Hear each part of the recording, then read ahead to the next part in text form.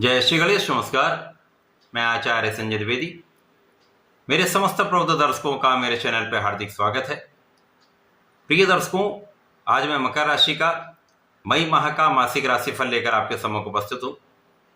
मई माह में जो ग्रहों की स्थितियाँ तथा जो ग्रहों के परिवर्तन हैं वो इस माह में आपको कितना लाभ देने जा रहे हैं, किन किन भावों में प्रबलता आएगी, इस समय में आप कितना लाभ ले पाएंगे अथवा कहीं पर कोई अवरोध या समस्या है तो उसका क्या निराकरण है, संपूर्ण विश्लेषण मैं पूर्ण तरीके के साथ करने जा रहा हूं। प्रिय दर्शकों, इस राशिफल को आप अपने लग्न तथा राशि दोनों के अनुसार देख सकते हैं।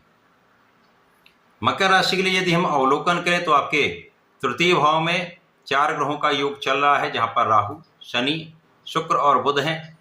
आपके चतुर्थ भाव में सूर्यदेव का अपनी उच्च राशि में गोचर चल रहा है। आपके पंचम भाव में गुरुदेव बृहस्पति का गोचर चल रहा है।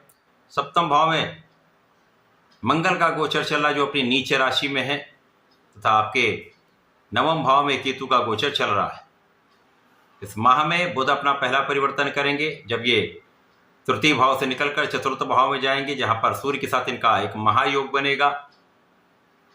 13 मई को सूर्यदेव राशि परिवर्तन करेंगे, पंचम भाव में जाएंगे, जहां पर सूर्य और गुरु का महासंयोजन प्राप्त होने वाला है।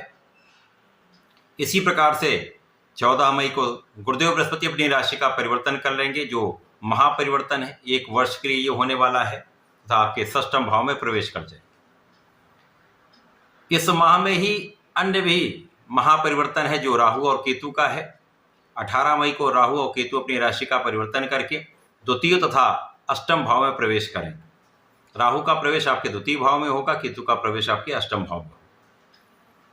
इस माह के प्रारंभ से यदि हम देखें तो शनिदेव जो लग्न तथा आपके धन के स्वामी हैं वो राशि परिवर्तन करके आपके तृतीय भाव में गोचर कर रहे हैं। अब ये बलवान हो रहे हैं, जहां पर ये 3 पॉइंट पर आ चुके हैं, जिसके कारण शनि का बल बढ़ रहा है, तथा ये राहु के प्रभाव से भी मुक्त हो रहे हैं, क्योंकि राहु बैकवर्ड चल रहे हैं, शनिदेव आगे की ओर मूवमेंट कर रहे हैं, जिसके कारण इनके बीच में अंशों का अंतर बढ़ रहा है, और राहु मृत अवस्था की ओर जा रहे हैं, जिसके कारण शनि का बल बढ़ रहा है।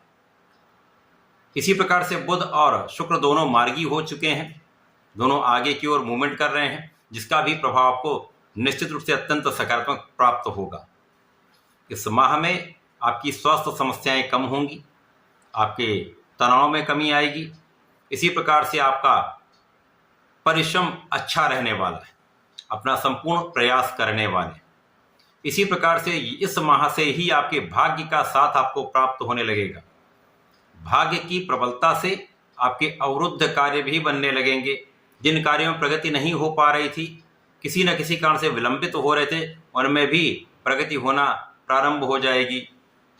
इस समय में आप धर्म के अनुसार आचरण करेंगे तथा बहुत न्यायोचित रहने वाले। इस समय में भाई बहनों का सहयोग प्राप्त होता है तथा अच्छे मित्रों का साथ मिलता है। इस माह में कुछ आपकी आवश्यक यात्राएं हो सकती हैं, इन यात्राओं से आपको लाभ होगा।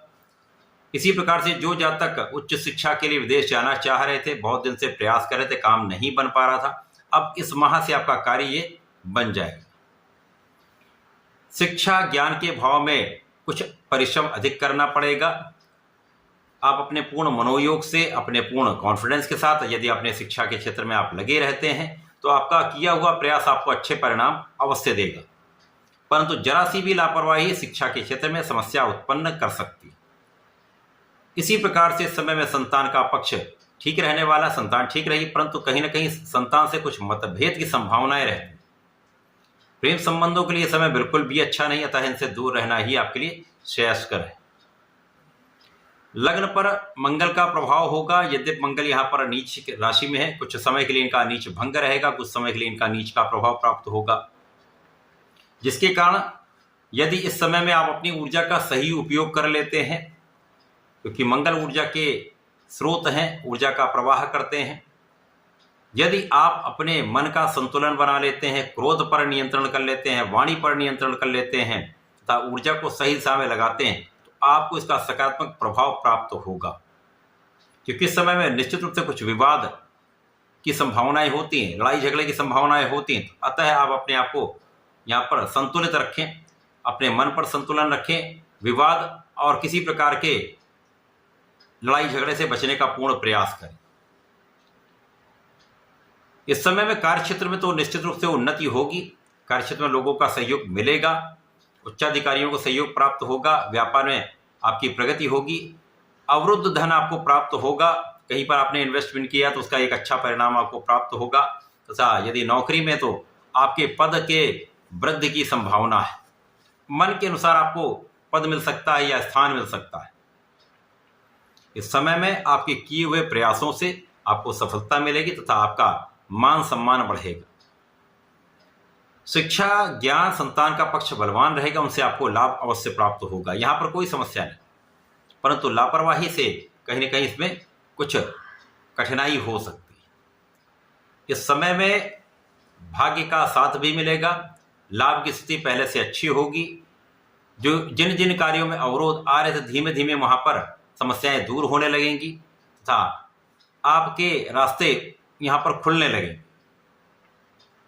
जब बुध राहु के प्रभाव से मुक्त होकर सूर्य के साथ गोचर करेंगे, भाग्य के स्वामी का सूर्य के साथ गोचर महाप्रबल बुधादित्य योग आपके चतुर्थ भाव बनेगा, तो यहां पर आपके लिए निश्चित रूप से सुख संपत्ति, भूमि, भवन, वाहन का योग प्रबल हो जाएगा, लोगों का संपूर्ण सहयोग प्राप्त होता है तथा यहाँ पर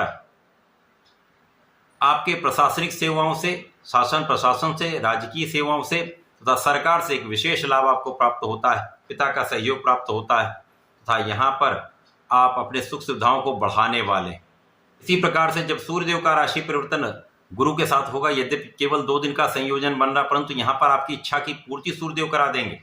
गुरु के साथ मिलकर ये आपके नेतृत्व की क्षमता को कई गुना बढ़ा देंगे, आपकी क्षमता में कई गुना वृद्धि कर देंगे तथा आपका कॉन्फिडेंस यहाँ पर बढ़ा देंगे। तो शिक्षा में भी सफलता, प्रतियोगिता परीक्षा में भी सफलता मिलेगी तथा आपके कार्य क्षेत्र में लाभ पहले से कई गुना बढ़ जाएगा। जब गुरु आपके षष्ठम भाव में जाएंगे तो यहाँ पर आपके ऋण को ये कम करेंगे, शत्रुओं पर नियंत्रण करेंगे, परंतु यहाँ पर वे जातक जिनकी कुछ आयु हो चुकी अथवा वो किसी बड़े रोग से पीड़ित हैं तो यहाँ अपना ध्यान रखें, अपने खाने पीने पर नियंत्रण रखें, अपने व्यायाम तथा फिटनेस पर पूर्ण रूप से यहाँ पर ध्यान देना होगा।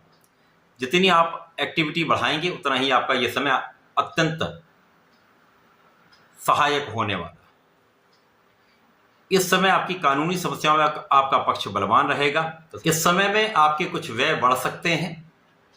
जब आप अपने सुखों को बढ़ाएंगे, सुख संपत्ति में इन्वेस्टमेंट करेंगे तो यहाँ पर आपका कुछ व्यय बढ़ेगा।